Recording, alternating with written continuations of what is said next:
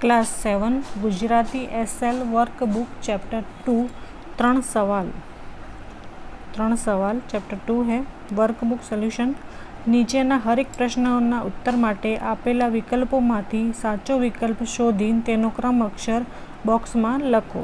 પહેલો છે કે 3 સવાલ પાઠમાં કયા રાજાના દરબારની વાત કરવામાં આવી છે। तो यहाँ पर राजा का नाम बताना है, तो भोज राजा ना दरबार की बात करवामा आवी छे, तो बी ऑप्शन सही हो जाएगा। दूसरा है भोज राजा ना दरबार में शामिल थया कौन आयु, मतलब शामिल होने के लिए कौन आया। भोजराज ना दरबार में शामिल थवा कौन आयु, तो नवा कवि, जे नवा कवि था ये आया था, यानी सी ऑप्शन सही हो जाएगा। तीसरा है भोज राजा ना त्रणेय सवालों ना शाना विषयना था, यानी भोज राजाए 3 सवाल पूछा था, तो ये शाना विषयना था, तो भगवान विषयना था, तो भगवान विषयना ये सवालों पूछा था भोज राजाए। चौथो प्रश्न है कि नवा कवि भोजराजना केटला सवालना जवाब आपी शक्या, तो एक के नहीं, कि जो नवी जो कवि आया था सभा में ये भोज राजाना एक पण भी सवालनो जवाब ना आपी शक्या, तो डी ऑप्शन सही हो जाएगा। आगे है दूसरा कि क्रॉस में आपेला शब्दों में योग्य शब्द पसंद करीने खाली जग्या पूरो। तो आ कोष्टक में आव्यु छे नियमन, मोक, कवियों, लेवा देवा, सामेल, स्तब्ध, उमर और सिंहासन। तो पहला है भोज राजाना दरबार में कवियों हमेशा सम्मान थतुं, तो कवियों लखवानुं छे। बीजू महाराज ज्ञान उमर उपरथी पारखी शकातुं नथी। तीजू महाराज ज नहीं राज्यसभा आखी स्तब्ध थई गई, स्तब्ध लखवानुं छे। चौथुं जे रीते दीવાનો प्रकाश चारों दिशा में पड़े छे ए ज रीते भगवानનું मुख चारे दिशा में छे, तो मुख लखवानुं। पांचुं छे जेम राजा सिंहासन पर ज विराज शके तेम शियाळो शियाळानी रीते गोठवायो छे। छठुं छे कुदरतना आ नियमनનું काम भगवानનું છે, નિયમન લખવાનું છે। સાતું હું તારા પિતાજીને રાજ્યસભામાં સામેલ કરું છું। આઠું તમારી દીકરી કહે છે તેમ જ્ઞાનને ઉંમર સાથે લેવા દેવા નથી, લેવા દેવા લખવાનું છે। આગળ છે ખરા અને ખોટા વિધાનો, નીચેના વિધાનોમાંથી ખરા વિધાનો સામે રાઈટ અને ખોટા વિધાનો સામે ક્રોસની નિશાની કરો। પહેલા है ભોજ રાજાના દરબારમાં ધનિકોનું હંમેશા સન્માન થતું, તો ક્રોસ છે, यानी गलत है।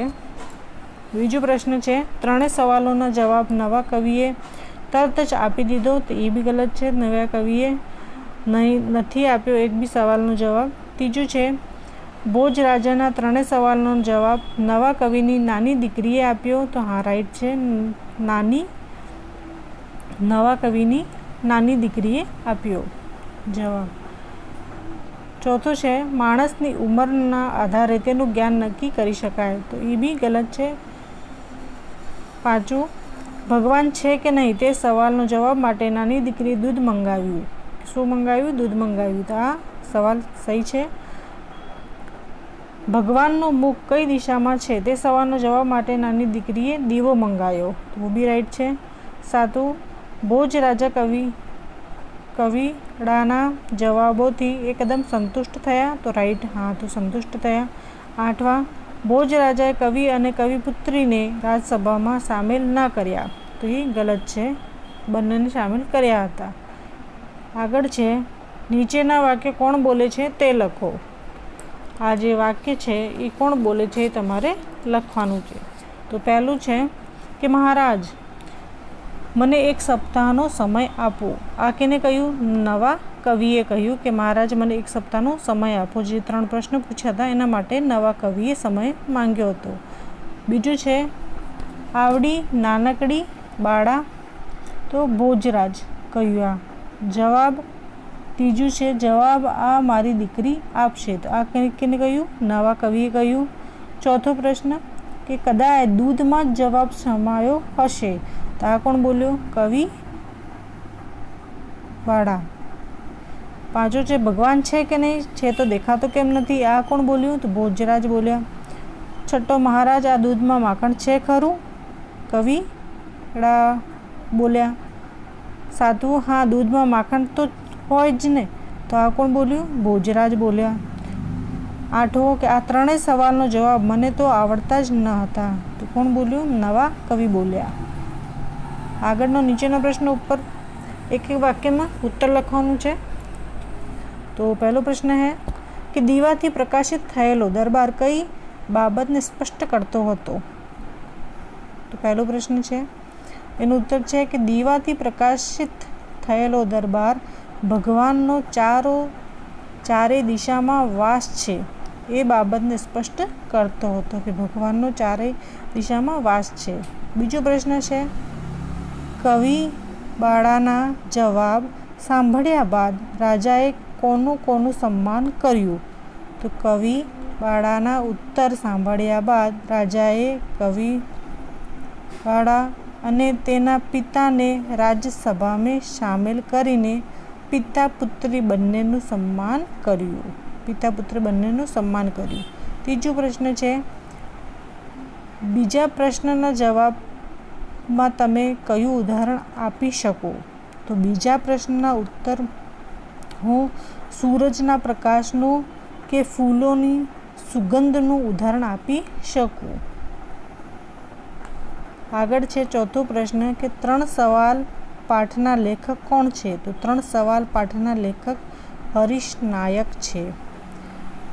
પાંચમો પ્રશ્ન કે ભોજ રાજાએ નવા કવિની લાયકાત ચકાસવા માટે શું કર્યું? તો ભોજ રાજાએ નવા કવિની લાયકાત અને કવિની લાયકાત ચકાસવા માટે તેમને ભગવાન વિશે 3 સવાલ પૂછ્યા, કે કવિને કેટલા સવાલ ઉત્તર આપી શકે. ભોજ રાજાનો પહેલો સવાલ કયો હતો? તો ભોજ રાજાનો પહેલો સવાલ હતો, ભગવાન છે કે નહીં?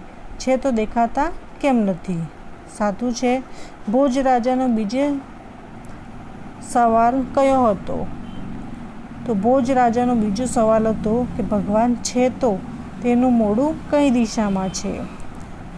ભોજ રાજાનો ત્રીજો સવાલ કયો હતો? તો ભોજ રાજાનો ત્રીજો સવાલ હતો, ભગવાન છે તો તેનું કામ શું છે? આ 3 ભોજ રાજાએ કવિને પ્રશ્ન પૂછ્યો હતો. આગળ પ્રશ્ન છે, કવિ બાળાના કયા સવાલથી મહારાજ સહિત આખી રાજસભા સ્તબ્ધ થઈ ગઈ? કવિ બાળાએ પૂછ્યું, મહારાજ આ દૂધમાં માખણ છે ખરું? આ સવાલથી મહારાજ સહિત આખી રાજસભા સ્તબ્ધ થઈ ગઈ. 10મો પ્રશ્ન કે ત્રીજા સવાલના જવાબ માટે કવિ બાળાએ મહારાજ અને પ્રધાનને શું કરવા કહ્યું? તો ત્રીજા સવાલના ઉત્તર માટે કવિ બાળાએ મહારાજને પ્રધાનની જગ્યાએ અને પ્રધાનને સિંહાસન પર બેસવા કહ્યું. આગળ છે, નીચેના પ્રશ્નોનો ઉત્તર 2-3 વાક્યોમાં લખો. આ મોટા થોડા પ્રશ્ન છે, તેનો ઉત્તર આપવાનું છે. આગળ જે પહેલો પ્રશ્ન છે એમાં કે ભોજ રાજાના દરબારમાં કેવા લોકોનું સન્માન થતું હતું?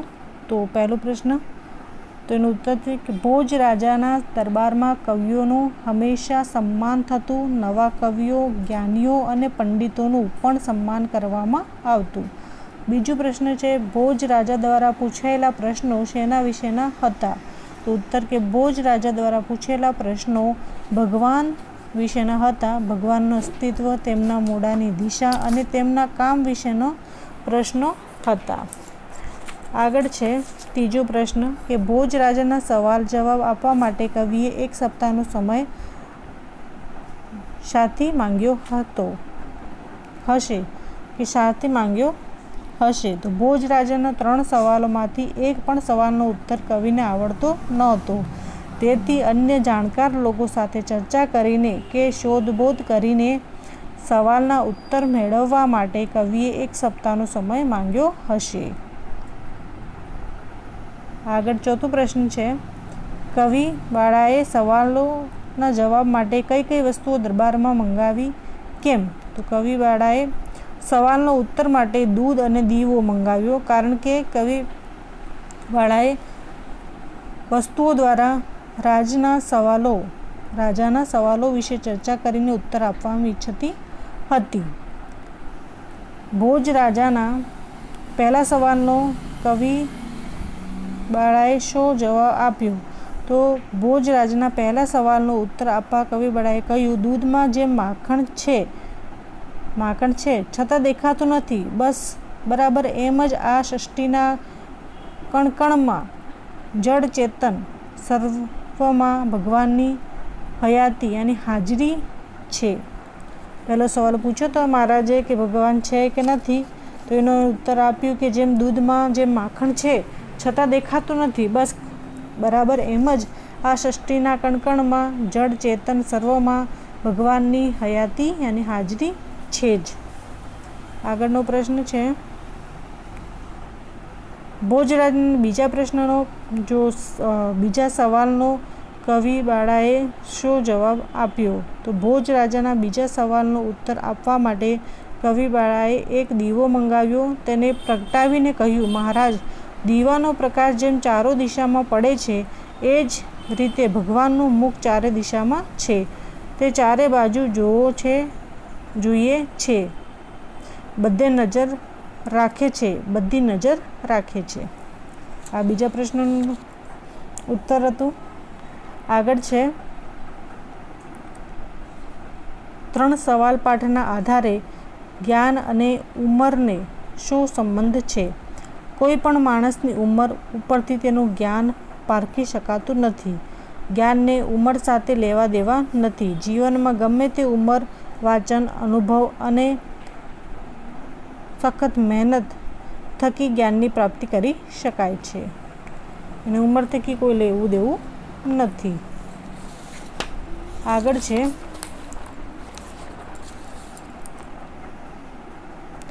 નીચેના વાક્યો રેખાંકિત શબ્દોના સ્થાને ક્રોસમાં આપેલા શબ્દોનો ઉપયોગ કરી જરૂરી ફેરફાર કરીને વાક્યો ફરીથી લખો.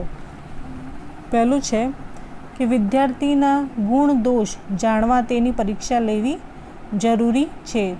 પારખવું, કોષ્ટકમાં લખ્યું છે પારખવું, તો જે ગુણ દોષ જાણવા એની જગ્યા પારખવા यूँ लिखना है કે વિદ્યાર્થીના પારખવા તેની પરીક્ષા લેવી જરૂરી છે. બીજો પ્રશ્ન છે બિરબલના સવાલ સાંભળીને ઘણીવાર પંડિતો પણ ગૂંચવાઈ જતા. મૂંઝાવું,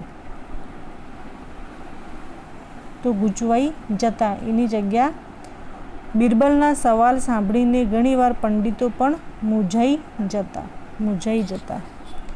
તીસરું છે હરેક નાગરિક પોતાની ફરજ બજાવે તે દેશ ખૂબ પ્રગતિ કરે. કર્તવ્ય, તો હરેક નાગરિક પોતાની ફરજ की जगह लिखना है कर्तव्य बजावे તે દેશ ખૂબ પ્રગતિ કરે. ચોથું છે ગુનેગારને રાજાની નજર સામે લાવવામાં આવ્યો. સમક્ષ, નજર સામે की जगह लिखना है समक्ष, તો ગુનેગારને રાજાની સમક્ષ લાવવામાં આવ્યો. આગળ છે નીચેના રૂઢિ પ્રયોગોના અર્થ આપી વાક્યમાં પ્રયોગ કરો. પહેલું છે પ્રોત્સાહન આપવું એની ઉત્તેજન આપવું. વાક્ય છે અમારા વર્ગ શિક્ષક સારા અક્ષરવાળા વિદ્યાર્થીને 3 તાળી દ્વારા પ્રોત્સાહન આપે છે. બીજું છે સ્તબ્ધ થઈ જવું અને આશ્ચર્યચકિત થઈ જવું. વાક્ય છે નાની દીકરીનો સવાલ સાંભળીને રાજ્યસભા સ્તબ્ધ થઈ ગઈ. ત્રીજું છે લેવા દેવા ના હોવી ને આપવા લેવાનો કે બીજી કોઈ પણ જાતનો સંબંધ ના હોવો. ઉત્તર પુત્રના કુકર્મ જોઈને પિતાએ કહી દીધું કે જા, આજથી તારે ને મારે કોઈ લેવા દેવા નથી. આગળ છે 8મું કે નીચેના શબ્દ સમૂહ માટે એક શબ્દ લખો. પહેલું છે રાજ દરબારમાં માનવીય કવિ અને કવિરાજ. 7 દિવસનો સમૂહ અને સપ્તાહ. સિંહની આકૃતિવાળું આસન અને સિંહાસન. મોટા માણસ કે અમીર ઉમરાવ પાસે ભરાતો દાયરો એની દરબાર. અનિવાર્યપણે કરવું પડે તેવું, ફરજિયાત. લાંબો જંગલનો પ્રદેશ, તો વનરાજ. નીચે આપેલા શબ્દોના સમાનાર્થી શબ્દ લખો. સમાનાર્થી શબ્દ લખવાનું છે રાજસભા અને દરબાર. સત્કાર यानी सम्मान, प्रत्यक्ष समक्ष समझण ज्ञान, भणेलू सामेल, योग्यता लायकात, कसोटी परीक्षा, पात्र वासण, आश्चर्यचकित स्तब्ध, मोढू मुख, फरज कर्तव्य, वंदराई वनराज, प्रयत्न कोशिश, घूंघडावू घूंघडावू मूंझावू મૂંઝાવું. આગળ છે નીચેના શબ્દોના શોધીને લખવાનું છે. જે નીચેના શબ્દોના જોડણી સુધારીને લખો. જોડણી સુધારીને લખવાનું છે. તો પહેલું છે शामिल. शामिल का हो जाएगा सामिल. कवि ई की मात्रा छोटी हो जाएगी. बालिका तो ली ई की मात्रा छोटी हो जाएगी बालिका. फरजियात तो फरिजियात. दिशा में भी ई की मात्रा छोटी हो जाएगी. सिंहासन में भी ई की मात्रा छोटी हो जाएगी. उठवू तो उठवू. प्रकाशित तो वनराज. कोशिश तो कोशिश. नियमन नियमन. मुंझायो तो मुंझायो. शिशिर तो शिशिर. નીચેના વાક્યોના યોગ્ય વિરામ ચિહ્નો મૂકીને ફરીથી લખો. ફરીથી લખવાનું છે. ભગવાન બધી નજર રાખે છે. તો ભગવાન બધી નજર રાખે છે. પોઈન્ટ કરવાનો છે. પિતાજી ક્યારે આવશે? તો પિતાજી ક્યારે આવશે? Question mark. ગાય બળદ બકરી અને ભેંસ પ્રાણીઓ છે. તો ગાય કોમા બળદ કોમા બકરી અને ભેંસ પ્રાણીઓ છે. વાહ કેવું અદ્ભુત દ્રશ્ય. તો વાહ કેવું અદ્ભુત દ્રશ્ય. ગાંધીજીએ કહ્યું છે સત્ય એ જ પરમેશ્વર. તો ગાંધીજીએ કહ્યું છે સત્ય એ જ પરમેશ્વર. અનિલ અહીં આવ. તો અનિલ કોમા અહીં આવ. આગળ છે નીચેના ફકરામાં યોગ્ય વિરામચિહ્ન મૂકીને ફરીથી લખો. આમાં વિરામચિહ્ન મૂકવાનું છે અને ફરીથી આ લખવાનું છે. જંગલની એક હોસ્ટેલમાં બધા રોકાયા હતા. રાત પડી અને અચાનક લાઇટ જતી રહી. સિંહની ત્રાડ. બાળકો થથરી ઉઠ્યા. કરણ પિયુષ અને રાગિણીએ તો આંખો બંધ કરી દીધી. કારણ કે દાદા સિંહ કેટલોક દૂર હશે. દાદા બોલ્યા બાળકો તમે ચિંતા કરો માં, ત્યાં તો લાઇટ આવી ગઈ. છોકરો એકદમ ખુશ થઈ ગયા. નીચેના શબ્દોમાં શબ્દકોશના ક્રમમાં ગોઠવીને લખો. સામેલ સવાલ ભોજરાજ દરબાર. તો દરબાર ભોજરાજ સવાલ સામેલ. લાયકાત પરીક્ષા પ્રશ્ન પૂછો. તો પરીક્ષા પૂછો પ્રશ્ન લાયકાત. મોઢું ત્રણ તેનું પોતાની. તેનું ત્રણ પોતાની મોઢું. દીકરી આવડી નાનકડી બાળા. આવડી દીકરી નાનકડી વાળા. દૂધ શાંત દહીં દીવો. દહીં દીવો દૂધ શાંત. નીચેના વાક્યો જે લખ્યા છે તમારી પ્રથમ ભાષામાં અનુવાદ કરો. તો પ્રથમ ભાષામાં અનુવાદ કરવાનું છે. કારતક અને માગશર આ 2 મહિના હેમંત ઋતુના હોય છે. તો કારતક અને Magshar are the 2 months of the Hemant season. Posh અને મા આ 2 મહિના શિશિર ઋતુના હોય છે. તો પોષ અને Mah are the 2 months of the winter season. Fagan અને ચૈત્ર આ 2 મહિના વસંત ઋતુના હોય છે. તો ફાગ અને Chaitra are the 2 months of the spring season. Vaishakh અને જેઠ આ 2 મહિના ગ્રીષ્મ ઋતુના હોય છે. તો વૈશાખ અને Jeth are the 2 months of the summer season. Ashadh અને શ્રાવણ આ 2 મહિના વર્ષા ઋતુના હોય છે. તો અષાઢ અને Sawan are the 2 months of the monsoon varsha season. Bhadarvo અને આસો આ 2 મહિના શરદ ઋતુના હોય છે. તો ભાદરવો અને Aso are the 2 months of the autumn Sharad season autumn. નીચે આપેલો ફકરો વાંચીને પ્રશ્નોનો ઉત્તર લખો. ફકરો વાંચવાનો છે ને નીચેનો પ્રશ્ન ઉત્તર આપવાનો છે. પહેલો પ્રશ્ન, સિંહની આકૃતિવાળું આસન એટલે સિંહાસન. નીચેમાંથી કયો શબ્દ અલગ પડે છે? તો સરોવર. વૃક્ષોની લાંબી હાર માટે ફકરામાં કયો શબ્દ વપરાયો છે? તો વનરાજા. કવિપુત્રી કોને સંબોધન કરી રહી છે? મહારાજને અને ભોજરાજને. ભગવાનનું કામ શું છે? ભગવાનનું કામ હરેક વાત, હરેક ચીજ, હરેક મનુષ્ય કે પણ જીવ સૃષ્ટિની જે નહીં પરંતુ સૂર્ય, ચંદ્ર, તારા, આકાશ, જમીન, સમુદ્ર, હવા, પ્રકાશ પણ યોગ્ય સ્થાને ગોઠવી રાખવાનું છે. આ ભગવાનનું કામ છે. આગળ છે, દૂધમાંથી માખણ બનાવવાની પ્રક્રિયા લખો. તો દૂધમાં છાશનું જરૂરી મેળવણ નાખીને 1-2 દિવસ રહેવા દો. એ દૂધમાંથી દહીં બની જશે. દહીં બન્યા પછી તેમાં જરૂરી પાણી ઉમેરી અને જરૂરિયાત પ્રમાણે વલોણા વડે વલાવો. આ રીતે તૈયાર થયેલી છાશ વલોવવાથી ધીમે ધીમે માખણ તરીને ઉપર આવશે. તો આ માખણને અલગ વાસણમાં લઈ લો અને માખણ તૈયાર છે. તો આ રીતે માખણ બને.